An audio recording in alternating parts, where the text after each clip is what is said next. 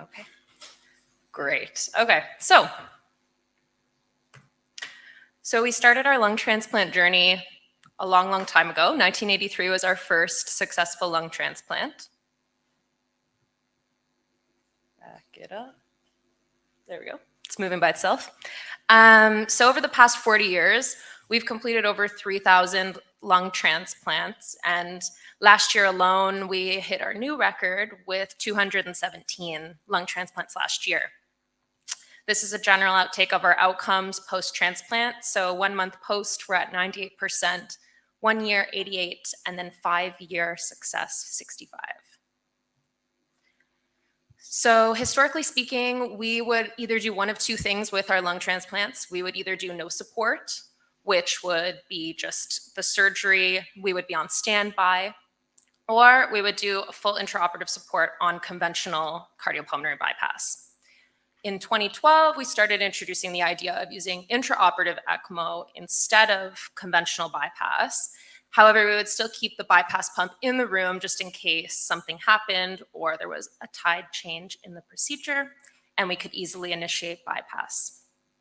Every case we do, we would also utilize auto transfusion with our cell saver.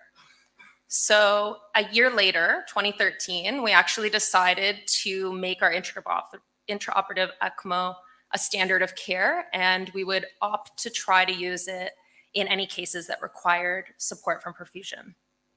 Currently, we're actually just over 80% of all of our lung transplants using intraoperative ECMO.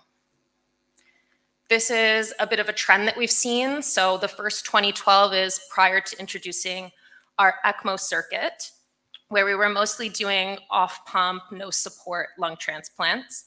And anything that we needed to go on, we had that orange line there for conventional bypass. In 2012, when we introduced our ECMO, you can see we started to see a change of tides from using intraoperative ECMO more and more as the years progressed. And to the point that we're at now, this chart only goes up to 2019, where we were about 75% intraoperative ECMO based, and now we're up to about 85%. And some of that can be attributed to the fact that we're starting to use more of a routine approach with some of our surgeons. We have quite a few lung transplant surgeons at our center. We've got about 5 or 6, and some of them are starting to just routinely go on intraoperative ECMO just as a precaution, prophylactically.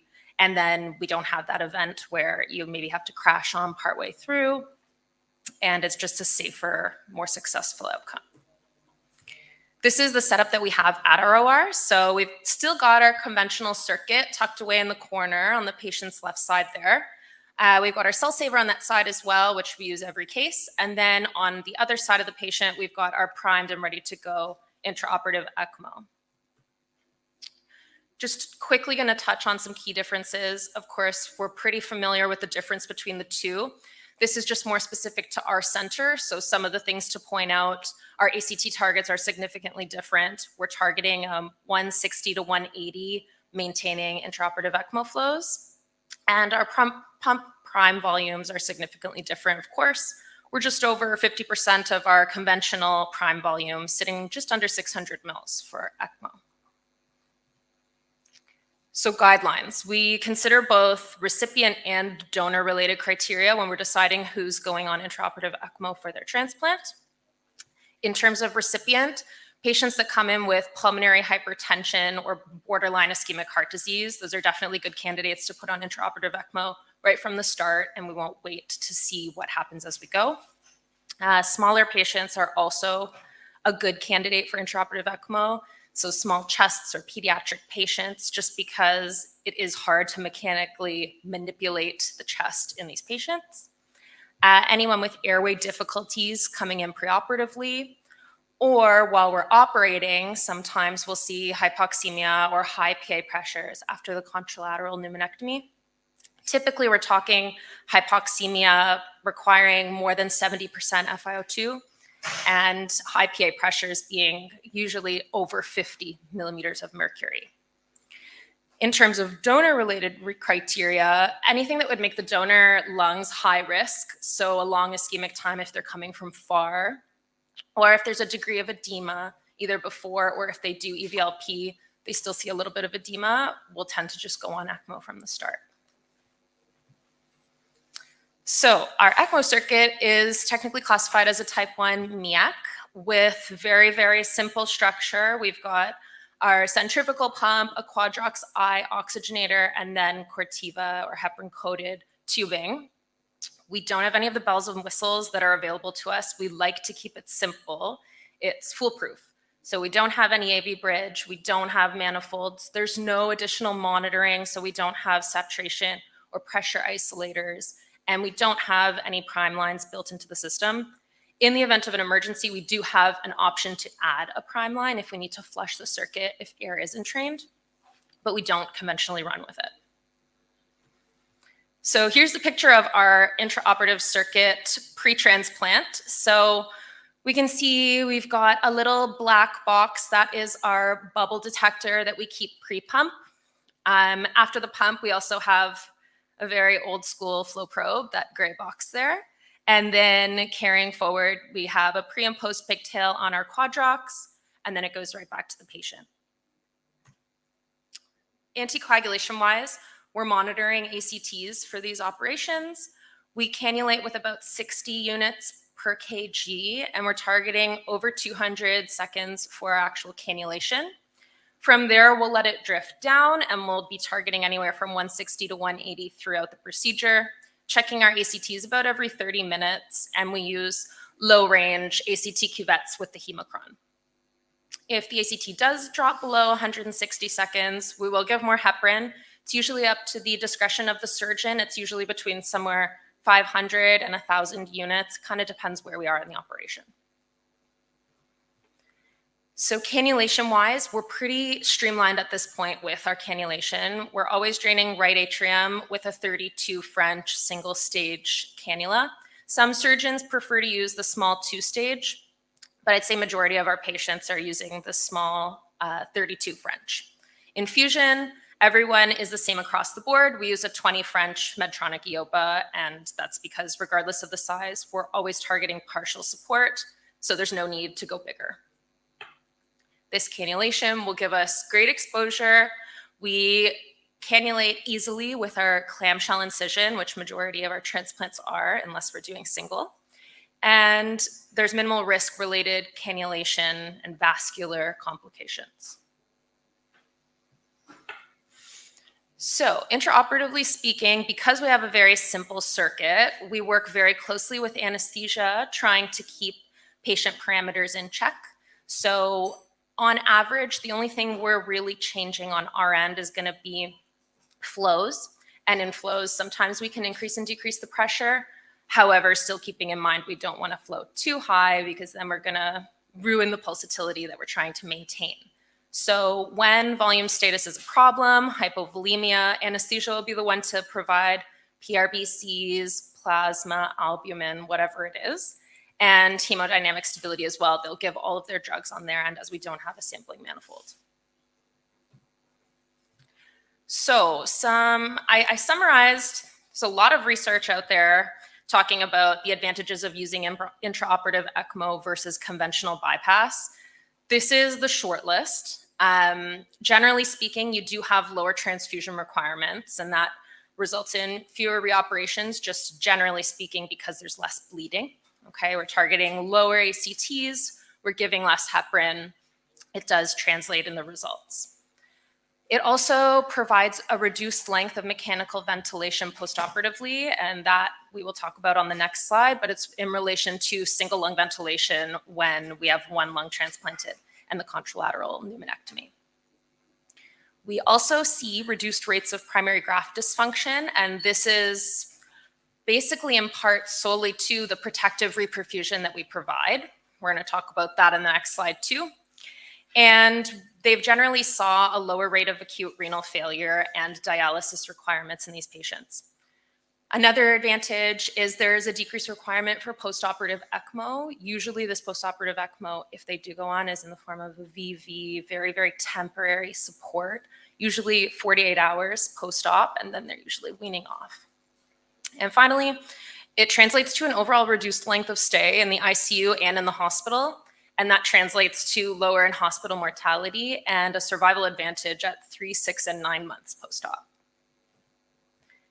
So why use intraoperative ECMO during lung transplants? There is a rationale. You are definitely only providing partial support. However, it is enough to help maintain hemodynamic stability in the patient. Blood pressure and SATs remain stable despite all of the manipulation by the surgeon throughout the operation. The surgeon also gets to experience a superior visualization of the surgical field when compared with no support. And it also provides the surgeon a chance to simply correct any anastomotic bleeding that they notice during reperfusion. You generally see reduced blood flow through the heart and lungs, which in turn decreases the risk of surgical bleeding. And now we're getting into the point of the lung protective ventilation. So typically, once the first lung is transplanted and the contralateral pneumonectomy happens, we do see really, really high ventilation pressures into that newly transplanted lung with no support. This is obviously problematic, overexpansion of alveoli and poor post-op outcomes in those lungs. So having intraoperative ECMO providing single lung ventilation is a much easier thing to do with much less pressures in that lung. And then the most important thing out of all of these options is the chance to have a protective, controlled reperfusion. So we know that these lungs are most vulnerable when we take the cross clamp off. They're most vulnerable during that reperfusion phase. So being on an intraoperative ECMO circuit allows a lower blood flow into the pulmonary system, which in turn allows a much slower controlled reperfusion, not only for the first 5 or 10 minutes when the clamp comes off, but the entire operation. With that being said, it's not always a clear shoot, okay, everybody gets intraoperative ECMO, we're done. Instead, there are still situations that we have where we do need to utilize our cardiopulmonary bypass conventional circuit. These are patients who require cardiac surgery along with their lung transplants. Specifically speaking, it's usually an open chamber procedure, so valves, any kind of aortic reconstruction. We have been transferring to remaining on intraoperative ECMO for our ACVs that go with lung transplants. We've got a few surgeons at our center that do off pump, so they're happy to come in and they do the ACV while we're reperfusing. Another situation in which we would need to convert to full bypass would be a pulmonary artery aneurysm. We don't see this often, thankfully, but when it does happen, a lot of the times it's just very hard to visualize anything and to get control of the bleeding, so we will transition on to full bypass. And then finally, any kind of anastomosis that the surgeon's doing that requires an open heart chamber, so open atrium anastomosis. So all in all, intraoperative ECMO has completely revolutionized our lung transplant system at Toronto General. It's replaced our conventional bypass, it's our new gold standard, and we're seeing really great results using it. We're also seeing a declining number of transplants that are occurring with no support because it's actually proving to be much more beneficial to just be on intraoperative ECMO the entire time. Every lung transplant is different, however. It's not a one-size-fits-all approach, and we do have recipient and donor factors that we have to consider when we're deciding between our 3 options for each lung transplant. And finally, there are so many advantages in the literature that's associated with using intraoperative ECMO. It's not only intraoperatively seen, it's also postoperatively seen for months and months later. So it's definitely a great approach for lung transplants. Thank you. Thank you very much, Lauren. Any questions from the panel or the audience? Congratulations, really impressed. And so good to use MiECC for the lung transplantation. I noticed that you have an increasement of implementation of ECMOs from 75 to 85% currently, right? Is it COVID affect any of this number, or is just? So we actually saw a huge decline in our lung transplant program during ECMO or during COVID. And that was solely because so many of the donor lungs that we were getting either were at risk of having COVID or we didn't have the ability to test them before. And so we actually saw a huge decrease in overall during COVID. Now we're right back up to where we were, but I don't think I would attribute it to COVID. I would attribute it to the general paradigm shift that we're seeing with our surgeons. There are a few surgeons that are becoming strong believers in going on intraoperative ECMO right from the start with as many patients as they can, despite hemodynamic stability and, reasonable PA pressures and reasonable oxygenation. So I think it's just a routine shift. We're trying our best to implement. So more experienced surgeons and more experienced perfusionists. Yeah. Okay, great. Thank you.